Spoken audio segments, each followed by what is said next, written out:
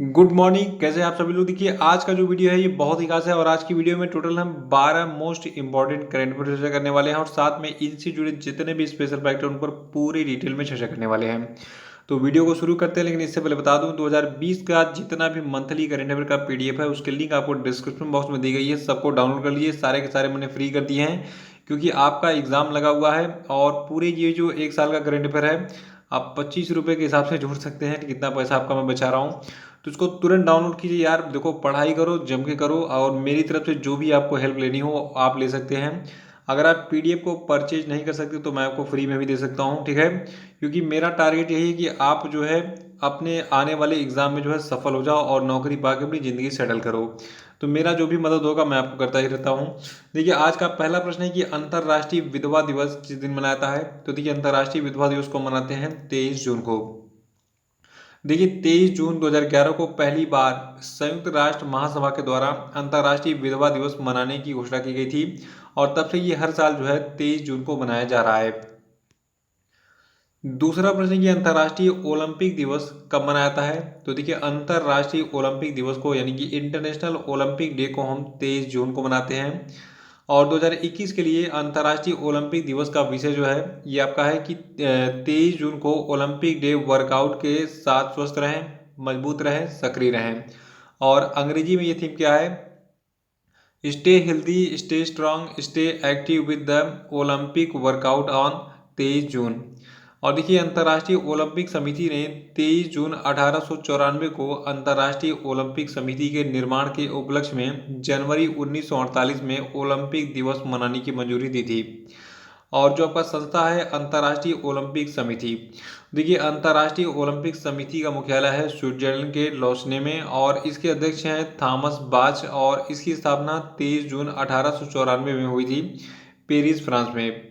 तो याद रखिएगा 23 जून को हम क्या मनाते हैं, 23 जून को हम मनाते हैं अंतर्राष्ट्रीय ओलंपिक दिवस यानी कि इंटरनेशनल ओलंपिक डे। और तीसरा प्रश्न है कि संयुक्त राष्ट्र लोक सेवा दिवस कब मनाया जाता है। देखिए जो आपका संयुक्त राष्ट्र लोक सेवा दिवस है यानी कि United Nations public service day है ये भी 23 जून को ही मनाया जाता है। और देखिए इस जो अवसर पर यानी कि जो 2021 का संयुक्त राष्ट्र लोक सेवा दिवस तारीख है, तो इस अवसर पर जो है एक भाग के रूप में भविष्य लोक सेवा का नवाचार करना, एसडीजी तक पहुंचने के लिए एक नए युग के लिए नए सरकारी मॉडल यानी कि innovation the future public service new government models for a new era to reach the SDGs विषय के तहत जो है एक वर्चुअल कार्यक्रम की मेजबानी की गई। चौथा प्रश्न है कि हाल ही में किस भारतीय अमेरिकी केमिस्ट यानी कि रसायनज्ञ को गैर यूरोपीय पेटेंट कार्यालय देश श्रेणी में यूरोपीय आविष्कारक पुरस्कार 2021 से सम्मानित किया गया है। तो देखिए ये यूरोपीय आविष्कारक पुरस्कार 2021 दिया गया है सुमिता मित्रा को। यहाँ पे इनकी फोटो आपको दिख रही है। देखिए जो आपकी सुमिता मित्रा है इनको ये जो पुरस्कार दिया गया है ये यूरोप का सबसे प्रतिष्ठित नवाचार पुरस्कारों में से एक है। और ये जो है यूरोप और उसके बाहर के उत्कृष्ट आविष्कारकों को पहचानने के लिए यूरोपीय पेटेंट कार्यालय द्वारा जो है हर साल दिया जाता है यानी कि प्रतिवर्ष दिया जाता है। तो याद रखिएगा कि 2021 का जो आपका गैर यूरोपीय पेटेंट कार्यालय देश श्रेणी में यूरोपीय आविष्कारक पुरस्कार 2021 था, ये किसको मिला है, ये मिला है भारत की एक केमिस्ट हैं सुमिता मित्रा उनको। पांचवा प्रश्न की हाल ही में किस राज्य ने मुख्यमंत्री युवा उद्यमी योजना और मुख्यमंत्री महिला उद्यमी योजना नाम से दो महत्वाकांक्षी योजनाएं शुरू की हैं। तो देखिए इन दोनों योजनाओं को बिहार के मुख्यमंत्री नीतीश कुमार जी ने शुरू किया है और ये दोनों योजनाएं बिहार राज्य की मुख्यमंत्री उद्यमी योजना के तहत सभी वर्गों के युवाओं और महिलाओं के बीच में उद्यमिता को बढ़ावा देने के लिए शुरू की गई हैं। और यहाँ पे फोटो दिख रही है, जैसा बताइए ये फोटो किसकी है, देखते हैं कितने लोग बता पाते हैं। और देखिए अगर आप आईएएस या फिर ये अपने स्टेट पीसीएस यानी कि अगर आप बिहार से हैं तो बीपीएससी, एमपीपीएससी, झारखंड पीएससी मतलब जिस भी स्टेट के हैं उस राज्य का अगर पीसीएस की तैयारी कर रहे हैं तो आप ग्रेडअप के साथ जुड़ सकते हैं। यहाँ पे आपको एक्सपर्ट के द्वारा लाइव क्लासेस मिलेंगी और पूरा का पूरा गाइडेंस मिलेगा। कंप्लीट कोर्स का जो है आपका जो है स्टडी करा जाएगा और ये सभी कोर्सेज बहुत रीजनेबल प्राइसेस में मिल जाएंगी और इनमें 50% अगर आप डिस्काउंट चाहते हैं तो आप मेरा जो कोड है उसको यूज कर लीजिएगा ई गुरु 50, आपको 50% का इसमें डिस्काउंट भी मिल जाएगा। डिस्क्रिप्शन बॉक्स में लिंक दी गई है, अगर आपको समझ में आए तो इन कोर्सेज को ज्वाइन कर लीजिएगा। छठवां प्रश्न है हाल ही में भारतीय नौसेना और किस देश की समुद्री आत्मरक्षा बल के जहाज़ों ने हिंद महासागर में संयुक्त नौसैनिक अभ्यास किया? तो देखिए अभी हाल ही में भारतीय नौसेना और जापान की जो समुद्री आत्मरक्षा बल है, देखिए जापान का जो नौसेना उसको क्या कहते हैं हम, समुद्री आत्मरक्षा बल। तो अभी हाल ही में भारतीय नौसेना ने जापान की जो समुद्री आत्मरक्षा बल है इसके जहाज़ों के साथ हिंद महासागर में संयुक्त नौसैनिक अभ्यास किया। और जो भारतीय नौसेना थी और जापान की समुद्री आत्मरक्षा बल था, तो इसके जहाज़ों ने जो है इस अभ्यास का जो उद्देश्य में रखा था, ये रखा था स्वतंत्र और खुले हिंद प्रशांत क्षेत्र का एहसास कराना। सातवां प्रश्न की न्यायमूर्ति मुनीश्वर नाथ भंडारी को हाल ही में किस उच्च न्यायालय का कार्यवाहक मुख्य न्यायाधीश बनाया गया है? तो देखिए मुनीश्वर नाथ भंडारी बने हैं इलाहाबाद उच्च न्यायालय के कार्यवाहक मुख्य न्यायाधीश। देखिए आप सोच रहे होंगे कि बिहाली में संजय यादव को बनाया गया था इलाहाबाद हाई कोर्ट का चीफ जस्टिस, लेकिन अब जो है कार्यवाहक मुख्य न्यायाधीश की जरूरत क्यों पड़ी? होता क्या है कि जब अब मान लीजिए कि जो चीफ जस्टिस है, ठीक है, किसी भी हाई कोर्ट का, अगर वो छुट्टी पे जाता है तो उसकी जगह पे उसकी जो पोजीशन वो रिक्त ना रहे तो उस पर जो है किसी और व्यक्ति की नियुक्ति कर दी जाती है कार्यवाहक के रूप में। तो जो आपके न्यायमूर्ति मुनीश्वर नाथ भंडारी हैं, ठीक है, तो इनको जो है संजय यादव जो कि 25 जून को अवकाश ग्रहण करने वाले हैं। और ये कब छुट्टी से आएंगे अभी इसका जो है कोई ऑफिशियल डेट अनाउंस नहीं हुआ है। तो 25 जून से संजय यादव छुट्टी पे होंगे और उनकी जगह पर कार्यवाहक मुख्य न्यायाधीश के रूप में कौन काम करेंगे? मुनीश्वर नाथ भंडारी। इसको याद रखिएगा। और देखिए सुप्रीम कोर्ट और हाई कोर्ट के बारे में दो चीज़ें याद रखना है आपको। देखिए जो आपका हाई कोर्ट यानी कि उच्च न्यायालय होता है, इसके जो मुख्य न्यायाधीश होते हैं और न्यायाधीश होते हैं, इनकी सेवानिवृत्ति की आयु 62 साल होती है। और जो आपके देश की जो चीफ जस्टिस होते हैं, प्रधान न्यायाधीश होते हैं, और उच्चतम न्यायालय के जो न्यायाधीश होते हैं उन सभी की सेवानिवृत्ति की आयु 65 साल होती है। आठवां प्रश्न की हाल ही में किस ब्रिटिश वकील ने अंतर्राष्ट्रीय आपराधिक न्यायालय के नए मुख्य अभियोजक के रूप में शपथ ग्रहण किया? देखिए जो एक ब्रिटिश वकील है जिनका नाम है करीम खान, यहाँ पे इनकी फोटो दिख रही है। तो करीम खान ने हाल ही में अंतर्राष्ट्रीय आपराधिक न्यायालय के नए मुख्य अभियोजक के रूप में शपथ ग्रहण किया है। और ये इस पद पर गाम्बिया के फतो बेनसौदा से जो है पदभार ग्रहण करेंगे, जिनका 9 सालों का कार्यकाल हाल ही में समाप्त हो गया था। और देखिए जो आपका अंतर्राष्ट्रीय आपराधिक न्यायालय है यानी कि इंटरनेशनल कोर्ट ऑफ जस्टिस है, ये आपका स्थित कहाँ पे है? द हेग, नीदरलैंड में। और इसकी स्थापना 1 जुलाई 2002 को हुई थी और इसके सदस्य टोटल 123 देश हैं और इसकी भाषाएं हैं अंग्रेजी और फ्रेंच। नवा प्रश्न की हाल ही में एयरटेल ने भारत में 5G नेटवर्क समाधान के लिए किसके साथ साझेदारी की है? तो देखिए एयरटेल ने जो है भारत में 5G नेटवर्क समाधान के लिए TCS यानी कि टाटा कंसल्टेंसी सर्विसेज का जो है साझेदारी की है। देखिए कल थोड़ा सा बोलने में मिस्टेक हो गया था, कल मैंने इन्फोसिस बोल दिया था, लेकिन बाकी इन्फॉर्मेशन वही रहेगी आपकी। तो याद रखिएगा TCS, अब एयरटेल ने जो है 5G नेटवर्क समाधान लॉन्च करने के लिए TCS के साथ साझेदारी की है।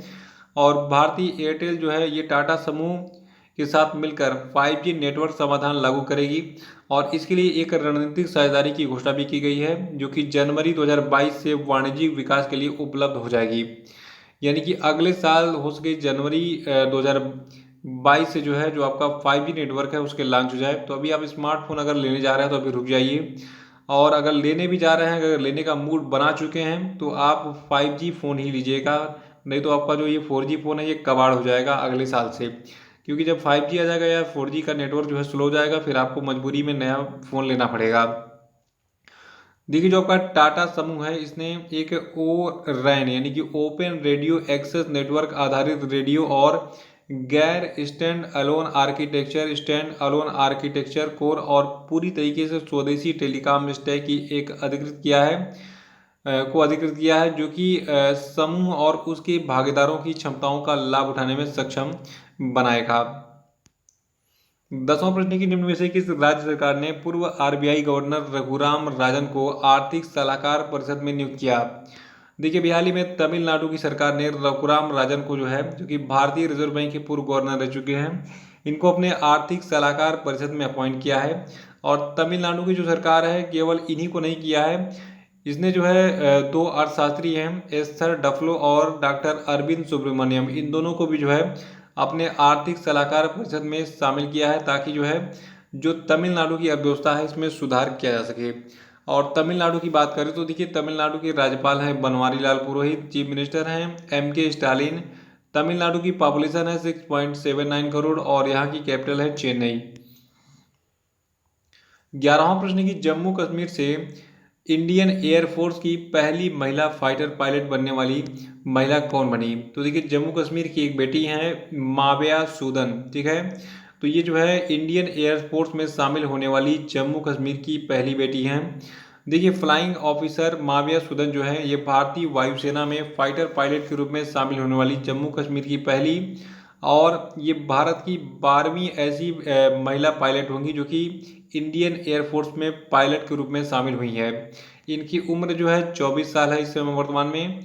और जबकि 24 वर्षीय माविया हैं, माविया सूदन, ठीक है, ये जम्मू संभाग के राजौरी जिले में नियंत्रण रेखा यानी कि LOC के पास लंबेरी गांव की रहने वाली हैं।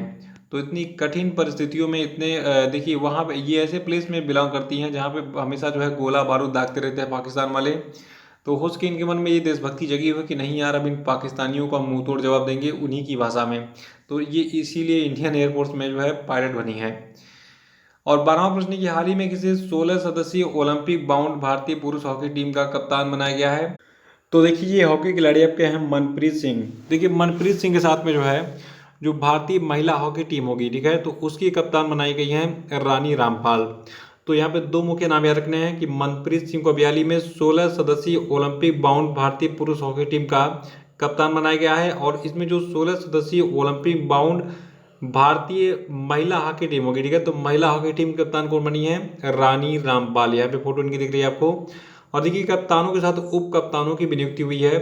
देखिए जो आपके अनुभवी डिफेंडर हैं वीरेंद्र लाखड़ा, ठीक है, तो इनको भारतीय पुरुष हॉकी टीम का उप कप्तान बनाया गया है और हरमनप्रीत सिंह को जो बनाया गया है महिला हॉकी टीम का उप कप्तान।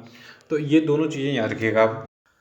तो ये थे आपके आज के सभी महत्वपूर्ण करंट अफेयर और हम बात करेंगे आज के सभी क्वेश्चन डे पे। देखिए आज क्वेश्चन डे का पहला प्रश्न है कि विश्व हाइड्रोग्राफी दिवस किस दिन मनाया जाता है, बताइए कमेंट बॉक्स में।